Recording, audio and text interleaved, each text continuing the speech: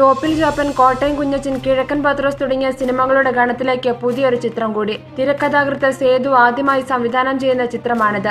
സിനിമയുടെ പേര് കോഴി തങ്കച്ചൻ. കുട്ടനാട് പശ്ചാത്തലമാക്കി ഒരുങ്ങുന്ന ഈ സിനിമയിൽ തികച്ചും ഗ്രാമീണനായ തങ്കച്ചൻ എന്ന കഥാപാത്രത്തെയാണ് മമ്മൂട്ടി അവതരിപ്പിക്കുന്നത്.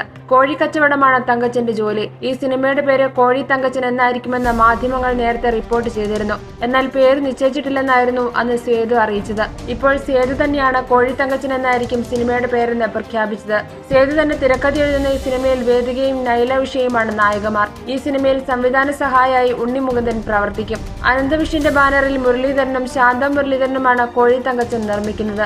ചിത്രീകരണം ഉടൻ ആരംഭിക്കും. തോപ്പിൽ ജോപ്പിന് ശേഷം അതേ കാറ്റഗറിയിൽ മമ്മൂട്ടി ചെയ്യുന്ന കോഴി തങ്കച്ചൻ പൂർണ്ണമായും ഒരു കോമഡി എന്റർടൈനർ ആയിരിക്കും. എന്നാൽ അത്യാവശ്യം ആക്ഷൻ രംഗങ്ങളും ചിത്രത്തിലുണ്ടാകും. For latest news, like, share it and subscribe to star sun news.